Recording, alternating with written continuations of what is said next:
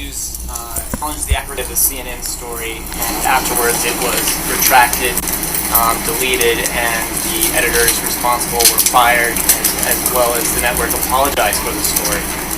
One of the targets of the story accepted the apology. The president went on Twitter this morning and repeated that CNN was fake news. Why isn't their response good enough for the president? I don't know that it's that the response isn't good enough for the president. I think it's the constant barrage of fake news directed at this president probably that has garnered a lot of his frustration. You point to that report. There are multiple other instances where that outlet that you referenced has been repeatedly wrong and had to point that out or be corrected. There's a video circulating now, whether it's accurate or not, I don't know, but I would encourage everybody in this room and frankly, everybody across the country to take a look at it. I think if it is accurate, I think it's a disgrace to all of media, to all of journalism. I think that we have gone to a place where if the media can't be trusted to report the news, then that's a dangerous place for America. And I think if that is the place that certain outlets are going, particularly for the purpose of spiking ratings, and if that's coming directly from the top, I think that's even more scary and certainly more disgraceful. And I hope that that's not the direction we're headed. I hope that outlets that have continued to use either unnamed sources, sometimes stories with no sources at all. We've been going on this Russia-Trump hoax for the better part of a year now with no evidence of anything.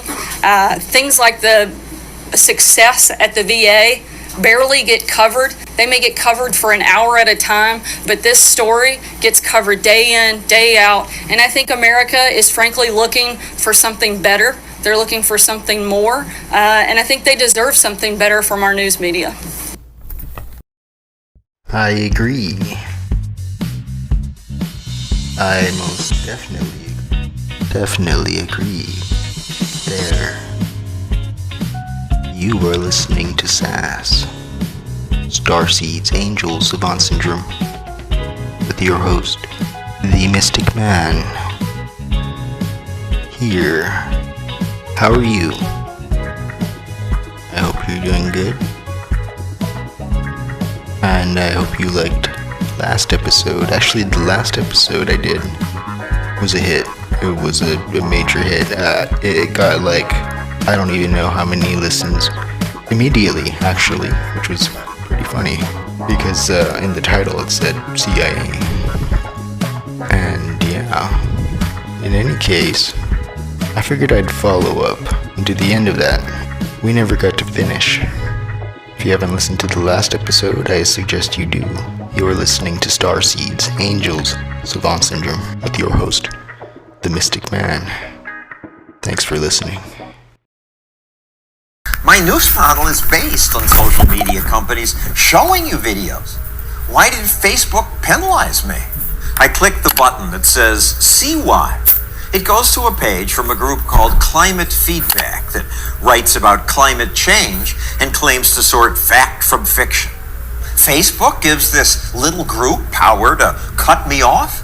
Yeah, Climate Feedback posted this statement in quotes, as if it's something I said, and calls that statement misleading, saying it misrepresents a complex reality. Well, it does, but I never said that. I actually said, climate change has made things worse. California's warmed 3 degrees over 50 years. Facebook's letting activists restrict my views based on things I never said. Now, Facebook's a private company. It can censor anything it wants. And I feel for Mark Zuckerberg. Do you see a potential problem here? People from all sides accuse Facebook of favoring the other side's posts. A pervasive pattern of political bias. Do you fact check on any ads? But there's no way Facebook can police everything. The site carries billions of posts. I wish they'd just let the information flow. People will learn to sort truth from lies. But what Facebook did to try to please politicians is let other people censor. We work with a set of independent fact checkers. That's how Climate Feedback gets its power. Facebook says I can appeal, but my appeal must go to climate feedback. I tried. I emailed the editor. She didn't respond.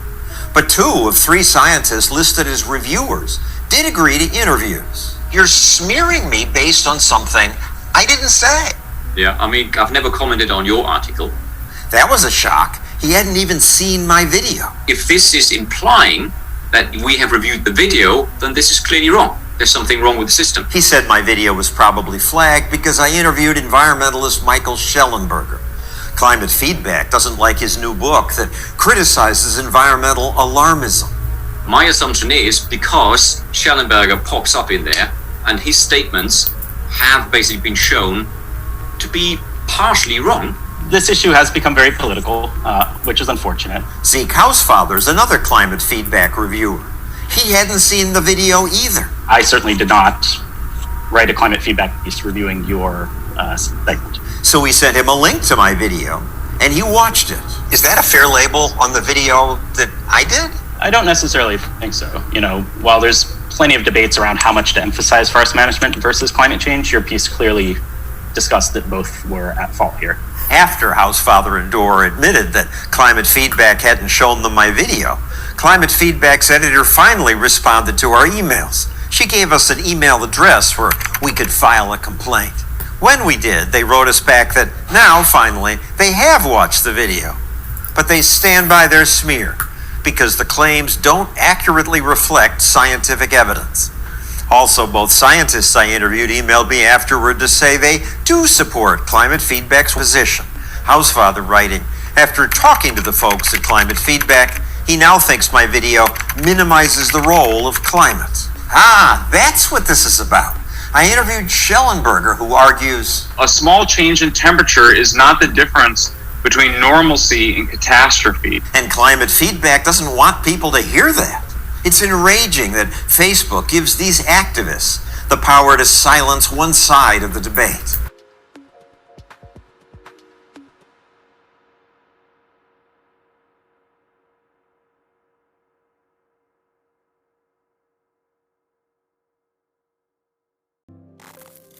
Once upon a time, there was a young, athletic boy, hungry for success, for whom winning was everything. And success was measured just by winning. One day, the boy was preparing himself for a running competition in his small village, himself and 2 other young boys to compete. A large crowd had gathered to witness the sporting spectacle, and a wise old man, upon hearing of the little boy, had traveled far to bear witness also. The race commenced, looking like a level heat at the finishing line. But sure enough, the boy dug deep and called on his determination, strength, and power. He took the winning line and was first. The crowd was ecstatic and cheered and waved at the boy. The wise man remained still and calm, expressing no sentiment. The little boy, however, felt proud and important. A second race was called, and 2 new, young, fit challengers came forward to run with the little boy. The race was started, and sure enough, the little boy came through and finished first once again. The crowd was ecstatic again and cheered and waved at the boy. The wise man remained still and calm, again expressing no sentiment. The little boy, however, felt proud and important. Another race, pleaded the little boy. The wise old man stepped forward and presented the little boy with 2 new challengers, an elderly frail lady and a blind man. "What is this?" quizzed the little boy. "This is no race," he exclaimed. "Race," said the wise man. The race was started, and the boy was the only finisher. The other 2 challengers left standing at the starting line. The little boy was ecstatic. He raised his arms in delight. The crowd, however, were silent, showing no sentiment toward the little boy. "What has happened? Why not do the people join in my success?" he asked the wise old man. Race again, replied the wise man. This time, finish together, all three of you. Finish together, continued the wise man. The little boy thought a little, stood in the middle of the blind man and the frail old lady, and then took the two challengers by the hand. The race began, and the little boy walked slowly, ever so slowly, to the finishing line and crossed it. The crowd were ecstatic and cheered and waved at the boy. The wise man smiled, gently nodding his head. The little boy felt proud and important. Old man, I understand not. Who are the crowd cheering for? Which one of us three? Asked the little boy. The wise old man looked into the little boy's eyes, placing his hands on the boy's shoulders, and replied softly, Little boy, for this race you have won much more than in any race you have ever ran before. And for this race, the crowd cheer not for any winner. You see, in life, in your life, what are you running for? Are you hungry for success? Is winning the only measurement for you in your life? Who are you running against? And if you always win against everybody, then soon the people will stop cheering for you. At the end of your life, if you look back, the question is, who was running next to you in this race? If they were weaker and old, did you help them to get across the line? Did you all finish together? Because that is the best race you can ever run. So run this race called life. But don't forget, it is not important if you win. It is important how you run this race. This is Dare to Do Motivation Stories. Thanks for watching, and stay blessed.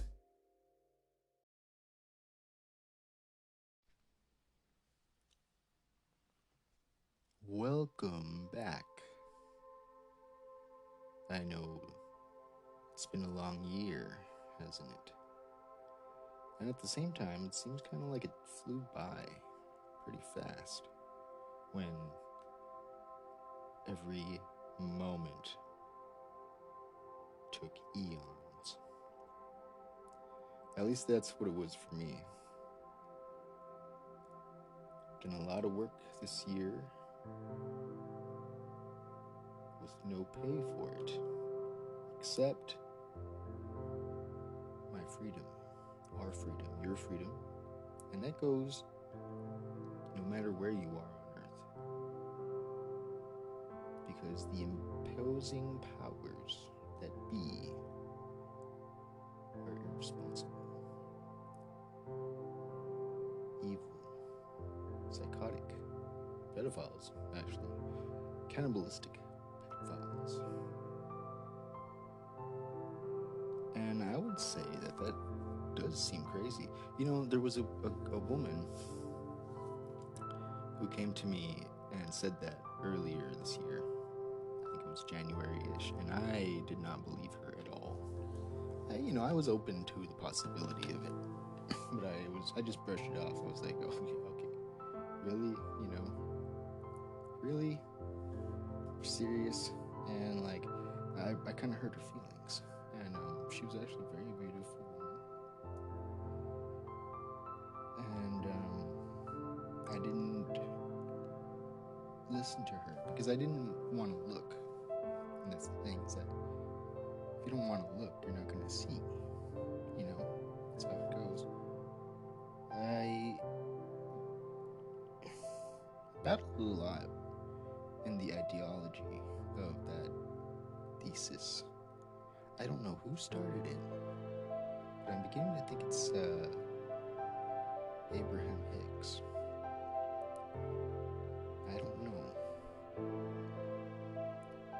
And I've read Abraham Hicks books, not all of them, from Esther and Cherry Hicks.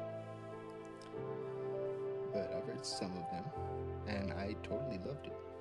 I did. I really did. And I probably know and listen to more of the speeches than most of the general people in the spiritual movements going on online who really love all of that. You know, I grew up with that stuff. And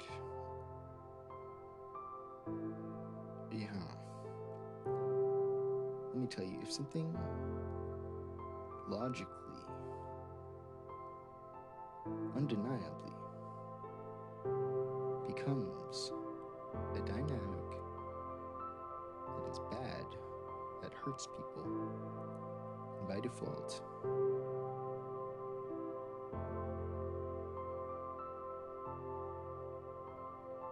it's human. And error. And mistake. Now, that does not mean that Abraham Hicks does not exist. That does not mean that they're a fake. It does mean that perhaps that aspect of positivity only and ignoring all the negative in your life, maybe that worked more in the cases of like theory. But in practical senses, right now, there are bad people.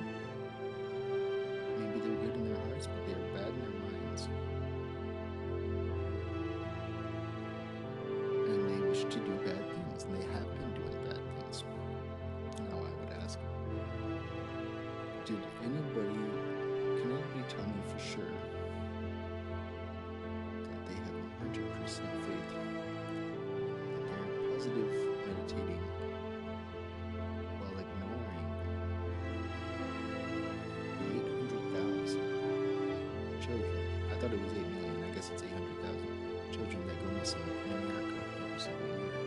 Collectively, all over the world, it would be over, what was it, 40 million? I don't know exactly, I can't remember exactly, but it was a lot. It was a lot. Way too much. Too much. Can you say that positive thinking while you ignored looking at that aspect helped those kids at all? Has it saved those kids? Are you sure about that? But ignoring their suffering, did it help anybody find them? I don't. Now maybe if it was positive and putting awareness onto it, awareness system, where to look at it. You know, I mean, it's obtuse, it's denial, it's darkness, creating more darkness by looking away. If anything, look at in order to see, so that way you can understand, and that way you can conquer your fear, because you only fear what you don't understand. That's how it goes. This sound score is beautiful, isn't it? Shout out to Robert Amaker. Amaker, that's Amacker. He's done a lot of amazing work. A lot of amazing work. And way back in the day, about 2 years ago, I'd say, he did the sound score for one of my films, my first ever published documentary.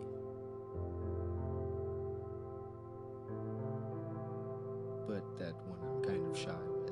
It was my first piece. It wasn't that good. It won a couple of awards in some film festivals and all, but I still look at it and I think like, oh my gosh, I really just threw a bunch of stuff together. There was really no like sequential resounding like kind of meaning in it. It just got a bunch of, you know, psychological stuff that I say, and then that's that. There's like some fancy stuff. But anyways, Robert Amaker did the sound score for the middle scene Very good. That one I love. I love that middle scene. Beautiful. The way it came together, it was perfect. I was for the audio, I had been walking one night and I just recorded, and that was actually for this podcast. It's one of the episodes, one of the first episodes of this podcast, and I said a bit that just came to me, and it when I put it together with the music, it overlapped perfectly, perfectly, and I threw some scenes, some video scenes on there, and I thought it really went out very well, very good. But yeah, in any case, Robert Emaker, much love, amazing work.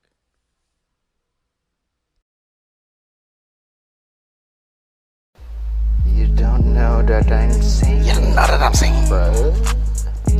You don't know that I'm saying. What? My God, how do you not know that I'm saying? What know that I'm saying? The fuck? Look, alright, look. You said that maybe you're good, but do the snake got teeth. Venomous enemies under my heels and crush the skull of the beast. That's my prerogative, said it, yeah, so what? So what? Redemption, the lesson I send them fast, like when you get censor my speech. You gotta eat, I be ground for my tribe. Call me Big Kahuna, dude, Kapahuna kind. Eye of eye, eye to eye. That's why should we die to vibe for humankind. Try to fuck with one of us, and we all go green line. Truth be told, we lightning like Michael Bits going light up the sky. Ask me why. I ain't even surprised. I said it again. Said it twice before. We five-dimensional, man. My answers spot me wisdom and prophets they ride like a magic carpet ride. Direct angelic down at the content 8 hours a night. Like 5 a.m. Huh? They what? What? Shake my head like I still had dreads. Nah, tell me not. Like a much magazine got fire off top. Fake news. Fuck that.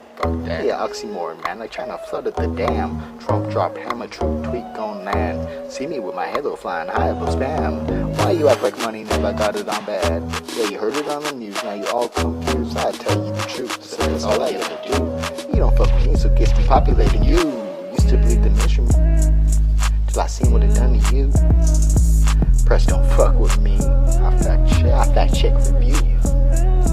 Now CCP and Fauci dress you up like a fool. What? I said it, you seen it, showed it up on the screen. Yeah. Wish you saw what I seen. Well, listen up when I speak. Already published about it. All that shit you never read. You don't wanna look, but you do wanna talk. You never could listen, so I'll put you on spot. Steady choking you on the Fauci and CDC cock. Not trying to mock, I just mean, god damn. Tell me not to shake my head. Tell me the bed said yes. Tell me not. Huh? They what? Not shaking my head like the bed said yes. Nah. Tell me not. Hella damn crazy with the news telling lies. You what?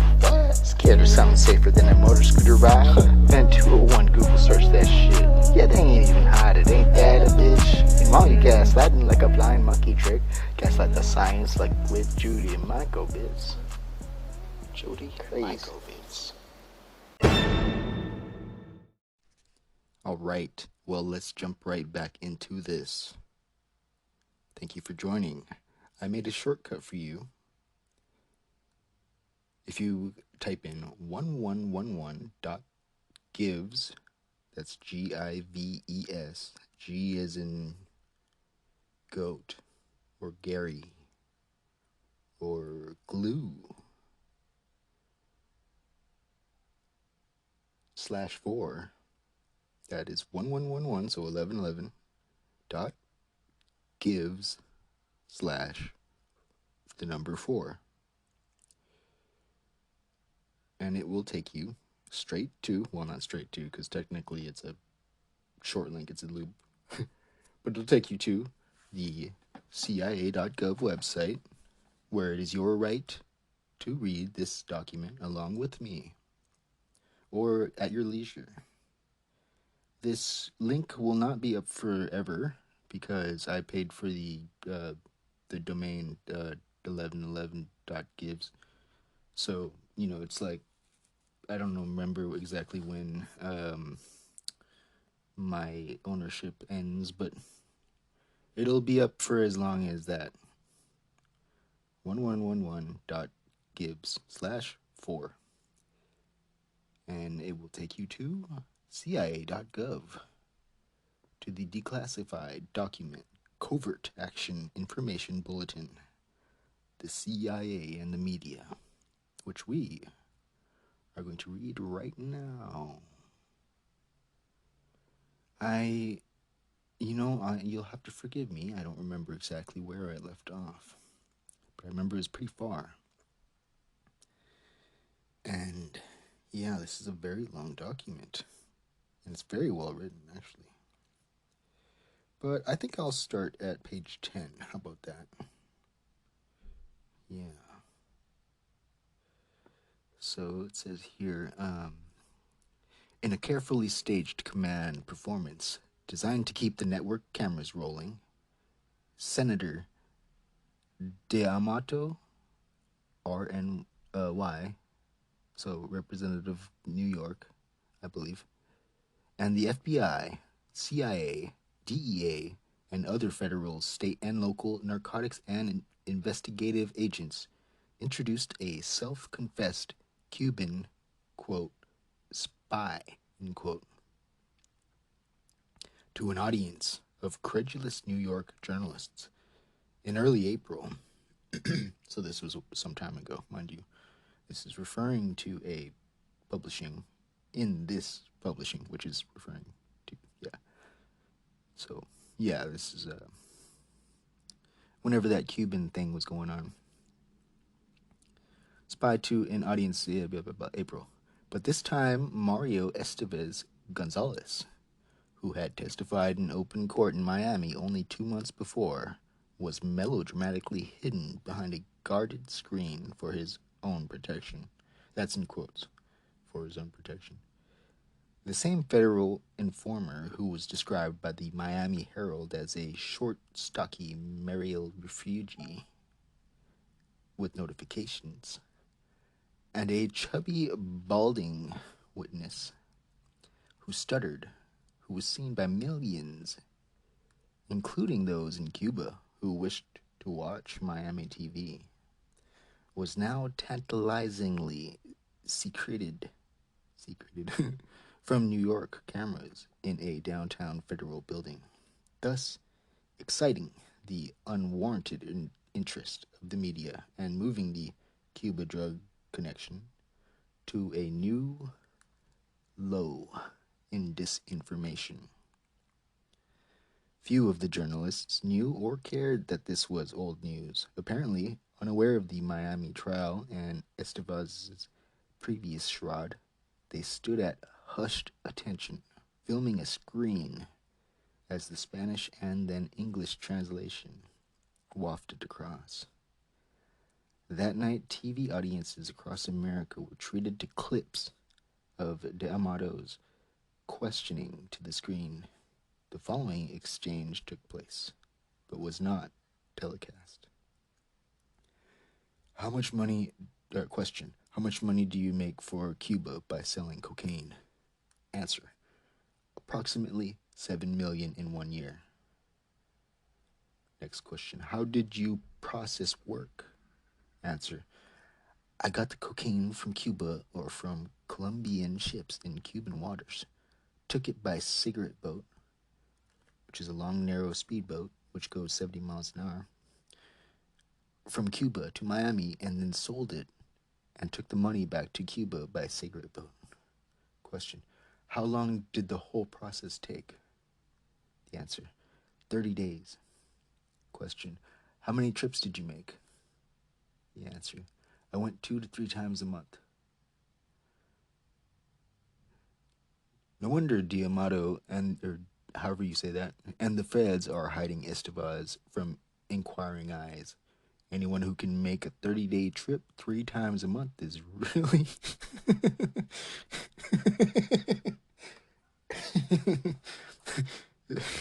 Anyone who can make a 30-day trip 3 times a month is really worth questioning a bit more closely. I'm sorry, that's funny.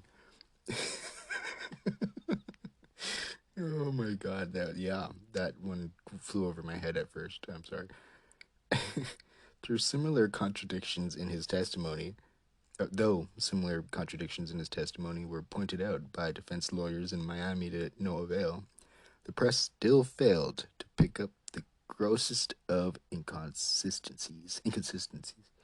But at one point in the New York sideshow, even the gullible had to chuckle. Estevez claimed that although most of his cocaine was bound for New York, he had made only one delivery there personally, to Studio 54. In brackets, the specter of a dumpy little drug dealer slipping into a New York disco with his baggies wouldn't have cut ice with the journalists. But then they couldn't see him anyways, because he was hiding behind a screen. Another major flaw in the federal scenario is Estevez was arrested with marijuana, and not even in the same case as those he was paid to testify against. In addition, cocaine was never mentioned in the Miami trial. The charge of Estevez that among the 125,000 Marielitos invited into the U.S. by then President Carter were 3,000 Cuban undercover agents, at least 400 of whom were dealing drugs. Wow, wait, let me see that again. He invited into the U.S. by then President Carter 3,000 Cuban undercover agents. 3,000. I didn't even know there were so much that could just be like afforded that much back then. At least 400 of whom were dealing drugs. That's a lot of undercover agents dealing drugs. Like himself, practically brought D'Amato to his feet.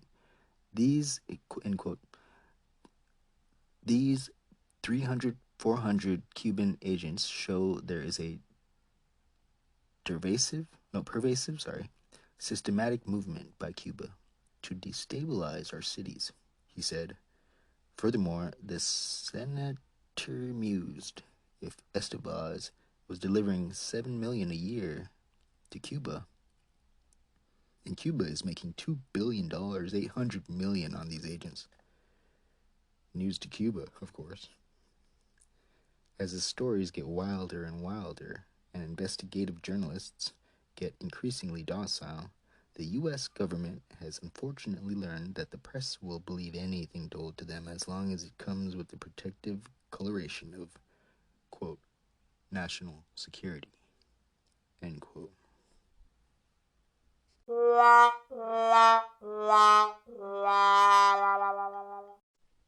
Rupert Murdoch's Gutter Paper ran a 3-part series entitled Castro's Secret War by Arnaud de Bourggrave and Robert Moss.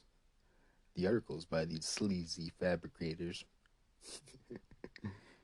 not only repeated the basic charge of Cuban involvement in the drug trade, but also gave minute details, names and dates, and alleged meetings. Not sourced, the, quote, facts, end quote, presented were that several middle-level drug smugglers had meetings with Raul Castro and Nicaraguan, however you say that, leader Daniel Ortega. I'm sure the OGs out there they know all this stuff. I mean, I know these names sound very familiar to me, but I was a kid back then. No, I wasn't alive back then. Maybe I was, I don't think so, though. They hinted that this information might have come from a Colombian smuggler named Jamie Gillet? Gayote? Yeah. Gallo. Oh, like the chicken? Okay. Indeed, Gallo, I'm saying Gallo from now on. I think that's what it says, so I'm saying it. Gallo starred. It means chicken in Spanish, by the way. I think. In the next chapter of this saga, when in July, Reader's Digest ran a 5-page article by a Nathan M. Adams based on unnamed, quote, law enforcement and intelligence sources, end quote. This expose, even more detailed than the Mas de Borcagrave tribe, alleged that Gallo met with Rene Rodriguez, a member of the Central Committee of Cuba and the president of the Cuban Friendship Institute, and that Rodriguez was in charge of coordinating the smuggling. It further claimed that Gallo traveled from Colombia to Cuba to Nicaragua, meeting with the Raul Castro and receiving huge sums of money.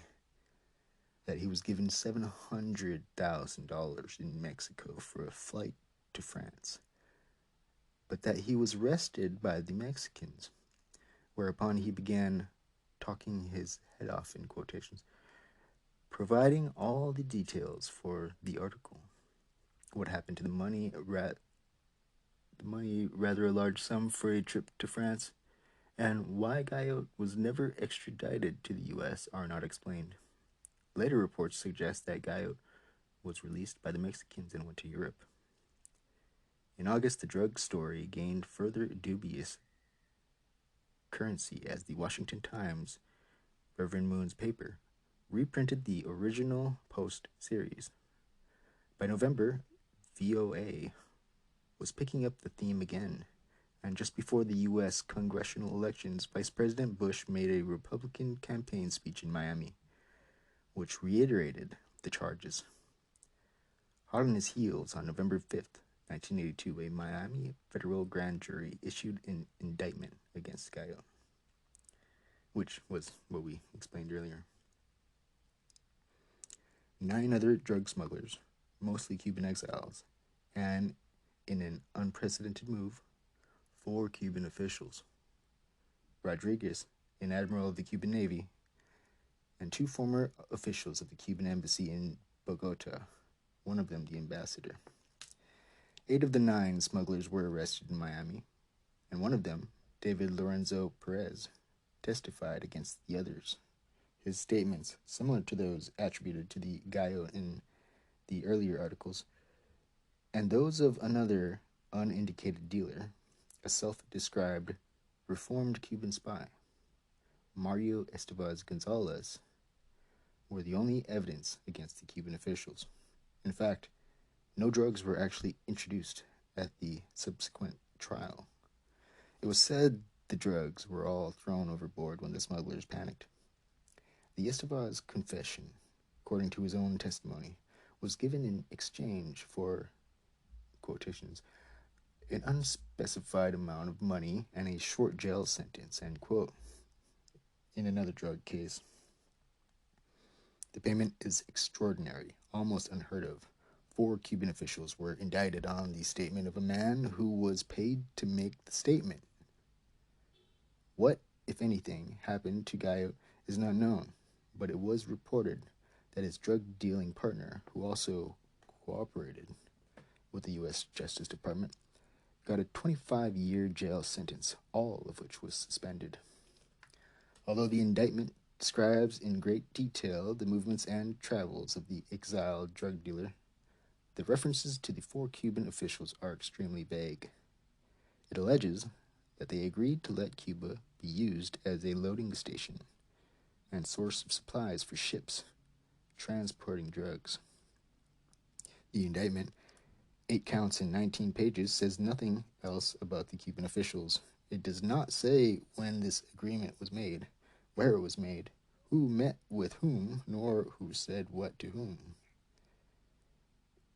In the February 1983 trial, okay, so that was way before I was born. Yeah. 5 of the 7 hapless defendants were found guilty on the testimony of the alleged former spy and the indicted smuggler who turned state's evidence.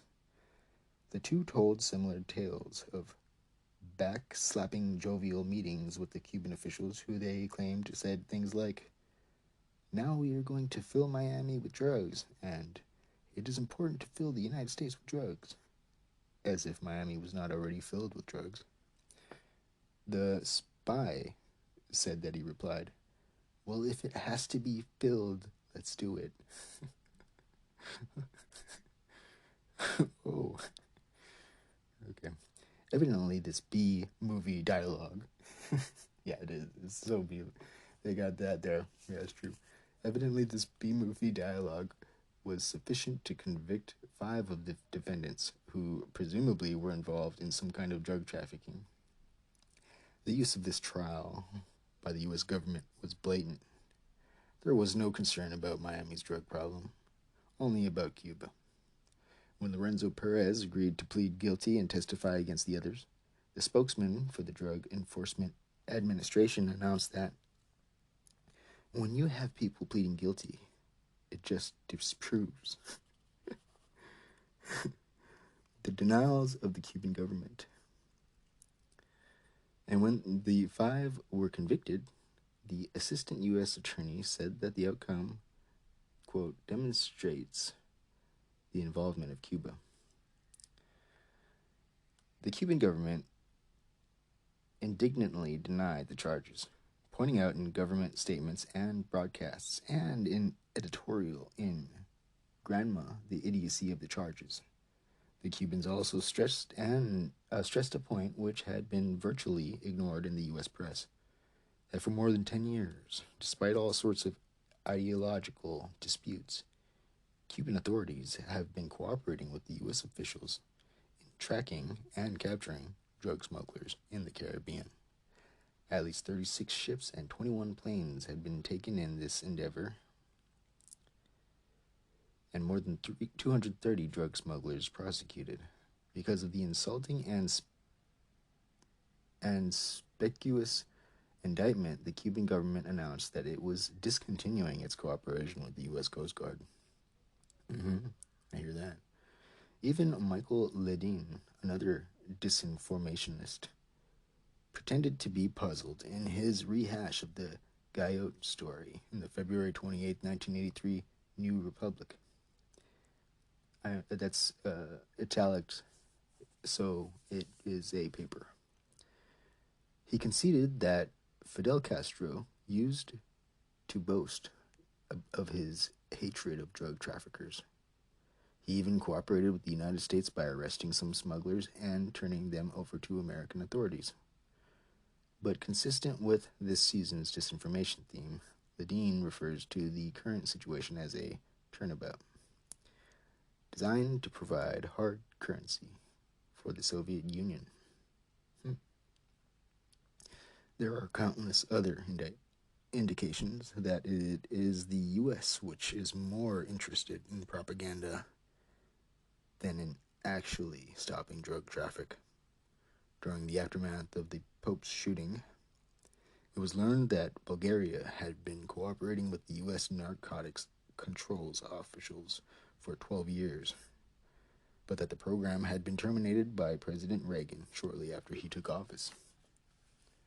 Interesting. I didn't know that. This is important history.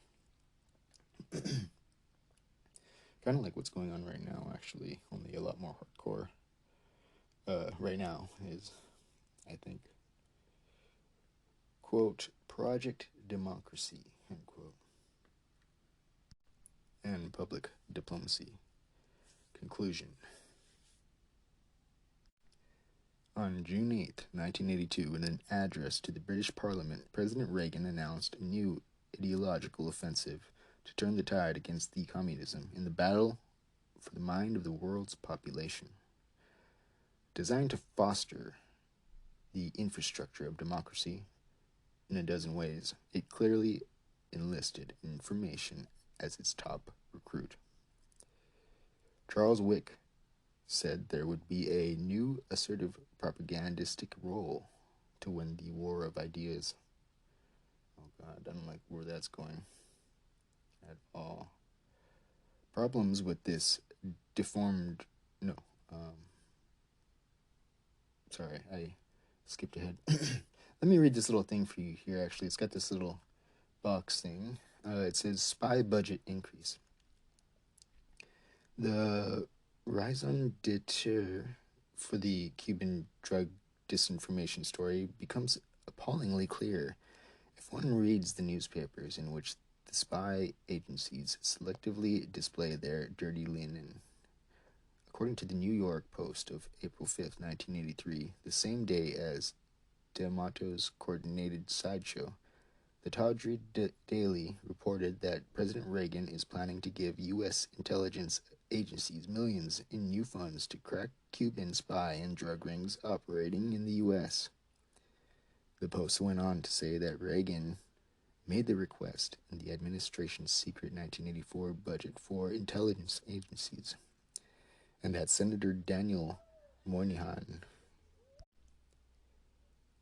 said that news of Reagan's request comes as a former Cuban intelligence agent testifies today in Manhattan about how he raised $3 million, the testimony was $7 million, for Cuba by smuggling drugs into the U.S. Now, how, we ask, is a request for more funds for the CIA, FBI, etc., made in a secret budget?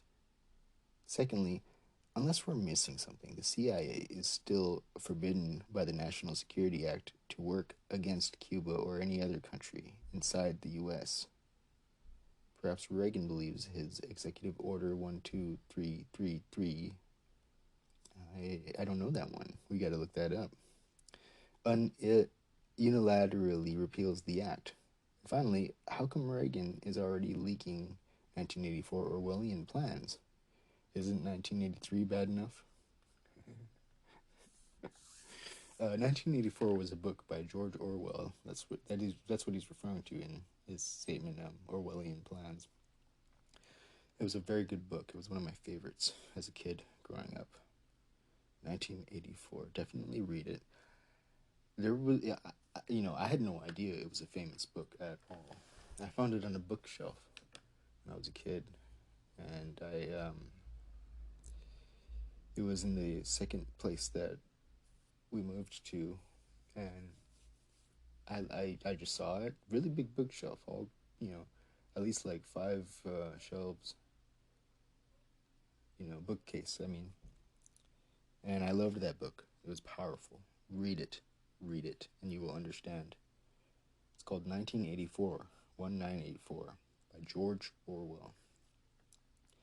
And it was a futuristic kind of scene, written in the 30s, mind you, but it basically talked about today, these days, more or less. I mean, way different, of course, thank God, but it talked about everybody being spied on through their TVs, all kinds of stuff, and a lot of fascism. Moving onward. The Wicked Wick of the West. Elsewhere, as the Democracy Project unfolded, there were references to information as a vital part of the strategic and tactical arsenal of the United States. Wick again pictured ideas as the only useful weapons that could be shot at an enemy in the absence of hostilities, such as the Radio Marti venture aimed at Cuba. Other government officials elevated public diplomacy to the status of diplomatic and military policy in serving the needs of national security. But all spokesmen insisted that the United States at all times, quote, must speak the truth clearly, vigorously, and persuasively, end quote. Since truth is the first casualty in war, whether total, limited, or ideological, as Woodrow Wilson put it, how is the Reagan administration planning to pull off this miracle? They are not planning to, in all probability. What they are doing is building a new Trojan horse so that the covert programs of deception, fake propaganda, slanted information, and disinformation can move forward without being under the suspect auspices of the CIA, DIA, and others of that ilk. Project Democracy and public diplomacy are clearly a rehabilitation process for government propaganda, an attempt to restore information manipulation under new sponsorship. Will it work? Will you believe it? Or are you ready to be fooled? First of all, the proposal was born with original sin. Conceived in secrecy as a classified executive order, Project Democracy can hardly live up to its claim of democratic openness. A CIA covert feature initially existed in the plan, but was withdrawn. Or so we in Congress are told.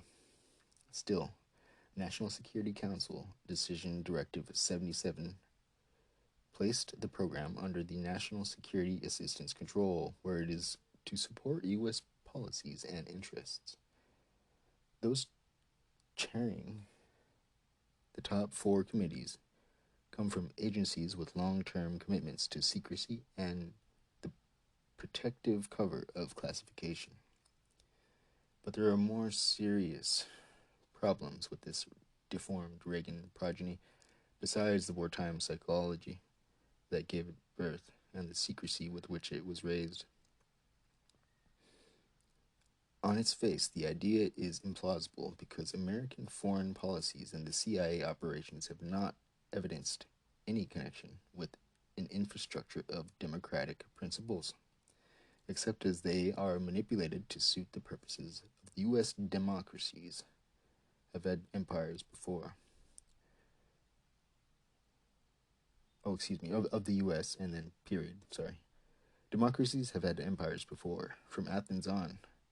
Whatever the U.S. may call its overseas political, economic, and cultural mission, its support of client regimes, its overthrow of leftist democratic governments, its active support of moderately authoritarian right-wing allies, its backing of powerful multinational corporations. None of that has ever been analyzed internally for its democratic fallout. The credibility of any government's information must inevitably be tested against the deeds as well as the rhetoric of a nation. What chance would the Democracy Institute have to gain access to the truth it insists it will disseminate? How will it now know it is not part of the cover story? The way Adlai Stevenson was used at the UN during the Bay of Pigs? The very administration that is increasing classification, unleashing the spy agencies, and restricting freedom of information now says it will spread the truth to the world to enhance democratic values out there. Tell that to the people of Chile, it says. Since the new proposals, budgeted at $85 million this year, call for a heavy reliance on non-governmental institutions, it is interesting to examine what has already been funded. One grant helped media officials from right-wing governments, including El Salvador, learn how to handle the U.S. press. Ian Mackenzie, a slick ideologue who was registered agent for Anastasio Somoza, is directing the program at a cost of $170,000 to the taxpayers. Mind you, this is back in the 80s. It says C to the CAIB number 12, whatever that is. Another grant gave Ernest Lefebvre's Ethics and Public Policy Center almost $200,000 to run 4 seminars pushing the ethics of nuclear arms. As these democratic projects went up to Congress, many of them smacked of the CIA's old bag of dirty tricks, finally getting laundered. I've never heard that term. A worldwide book publishing venture, a center for free enterprise, is business a democratic institution, it says in brackets, a foundation and organization to promote Latin American quote, democracy, and academic programs at 2 foreign universities. The announced objectives, such as leadership training, sound like recruitment for covert futures, as the CIA does routinely with foreign students on American campuses. Yeah, hey, didn't we just have that with China? Right? Project Democracy is the soft-core version of hardcore deception. It is time the American people took a good dose of their own history to begin to understand that what ails this society. One benefit might be a revival of old-fashioned American skepticism towards authoritative pronouncements. History has rebuted the argument of disinformation's origin as a KGB plot and traced its 20th century development as a hidden partner of the imperial process and national security apparatus. We have learned that propaganda intruded itself into the democratic process long ago. The most important lesson of history's warnings, however, would be an understanding of what went wrong with information in the past to help people resist the inroads of further deception. The next time the government floats a story, demand in each instance to know why it is propagating this information, whose interests it is serving, and what is being concealed. Then perhaps this country can abandon the process of government by the misinformed. I agree. You know, I think we're gonna have to do a third episode. This is going on. This is a very long one. I might just do a whole season off of this. What am I at? Page 13? And it goes into the next one, which is, once I saw that headline, I don't know. That sounds really intense. I've scanned through it before, but I've never really read through the whole thing. It says, the KGB plot to assassinate the Pope. A case study in free world disinformation by Frank Broadhead and Edward S. Herman. And yeah, I didn't even know that. I mean, I've read some of the mention in here, but I don't know the whole story or much of the story. Let me quote a little part from it. Just a little part that I just saw, and that'll be a teaser. Methodology, the pseudoscience of terrorism. In his Political Hysteria in America, a study of the Red Scare of 1919-1920, Murray B. Levin describes the methodology of the Lusk Report, a famous classic in the pseudoscience of terrorism, as follows. The data is presented without any effort, serious or otherwise, to evaluate its validity or relevance. Generalizations and conclusions, unsupported by the data, are sprinkled throughout. The pseudo-scholar proceeds to laboriously accumulate vast numbers of details and documents. Some of the details and documents refer to facts. Some of the details are fiction. Nothing remains unexplained. Simultaneity is taken as proof of cause and effect. Vast historical forces are assumed to be set in motion by the mere will of a few monstrously evil but brilliant men. They pull puppet strings and duped and compliant millions act out of their will. Wow, and that was back in 1920. It says, this is a fair description of the essential qualities of the 2 NBC programs and of the writings of Claire Sterling, whose articles in the Reader's Digest got the Bulgarian connection rolling and who served as a consultant to NBC in the preparations of its programs. That's back then. Or, no, that's in the 80s, I guess. By her account, which considered only the more egregious statements, the NBC program of September 21st, 1982 included the following forms of manipulation. 10 counts of pure innuendo, 13 counts of pure opinion or speculation, 11 counts of inference based on no known evidence, 19 counts of deceptive statement based on suppression of fact, 16 counts fact which NBC ignores in drawing its conclusions, and 6 direct misstatements of facts. How about that? You know, I've seen a lot this year too in the media. It's amazing. You know, and if you look closely, you can see the times when they slip up too. Very well. To be continued. I think I'll have to do a number 3. I'm sorry, but you can go ahead and please do read this. You can read it. I made a short link for you, if you remember. Do you remember? That's okay, I got you. 1111.gives, Gives, /4. That's the number 4. So 1111, 1111 dot Gives, gives, /4. And that'll take you right to it on the CIA.gov website. Now, mind you, you cannot buy a .gov,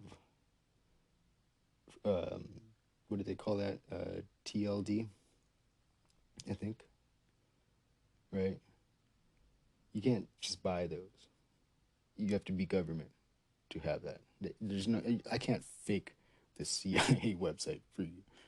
I can't even really, build the website too well. Really, I need help, and it takes me forever. So I'm just a dude who's doing research, and this is a really good little document, declassified. I think it's very full of information that's very pertinent, especially considering the fact that at one point it was classified. So, yeah. Yeah, I think that it's pretty good. They did a really good job, the writers, the authors.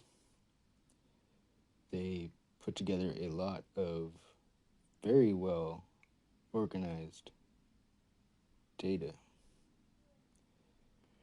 Of course, nowadays, everybody's in their denial mode.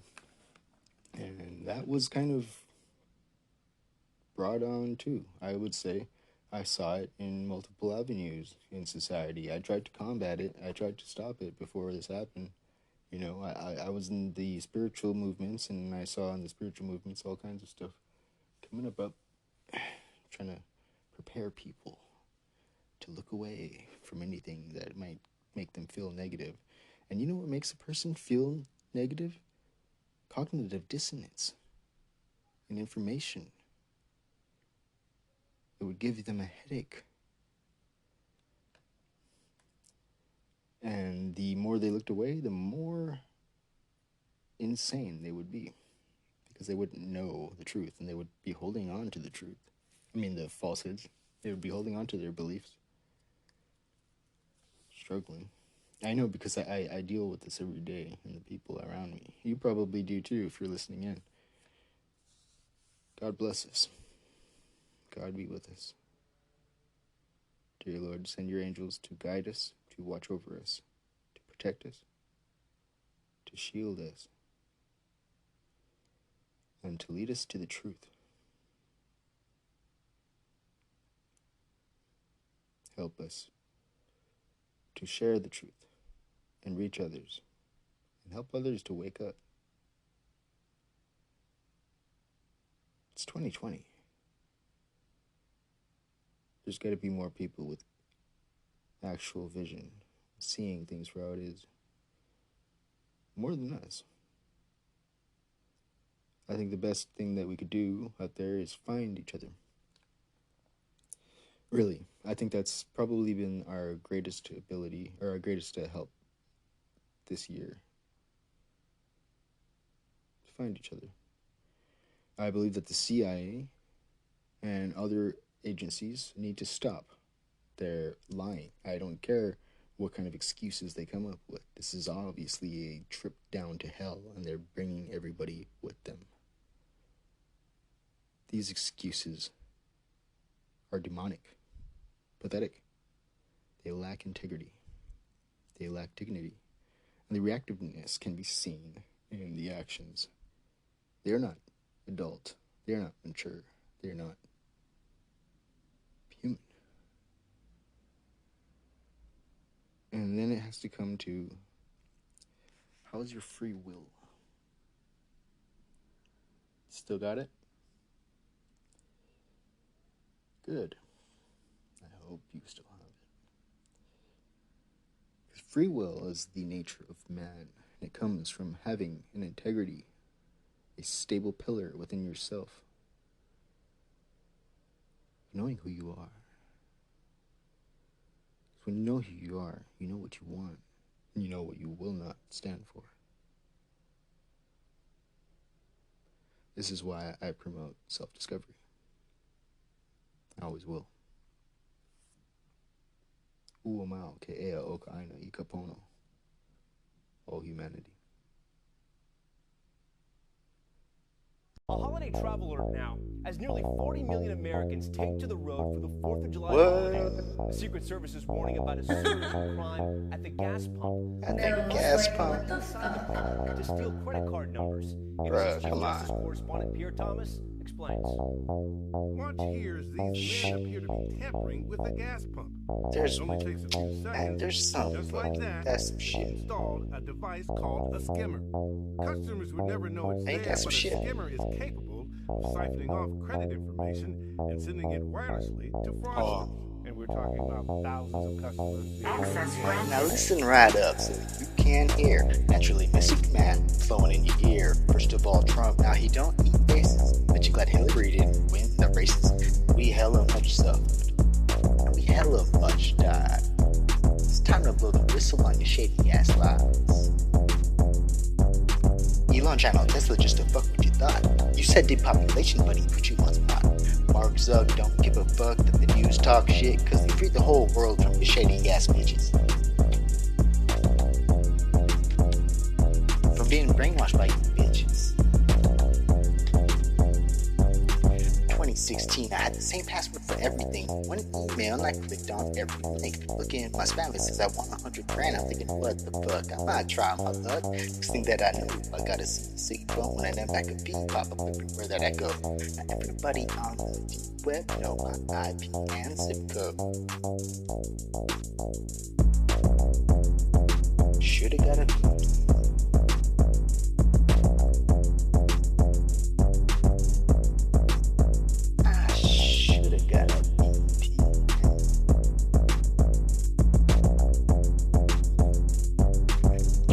later, boogies turn alligator.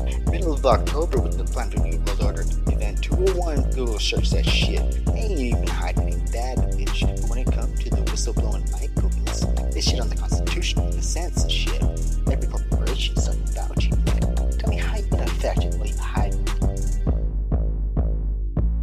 How you gonna fact check while you hide it? That don't make no sense at all. You know?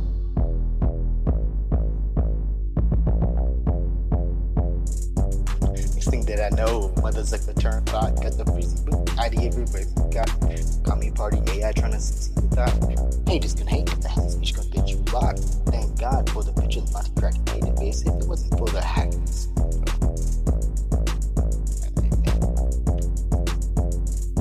Thank God for the vigilante cracking the database. If it wasn't for the hackers shining light on the deep state, our kids would be in cages. Kids be giving presentations. Kids would be giving presentations. BMAT2 and macrophages. Be the truth of vaccination.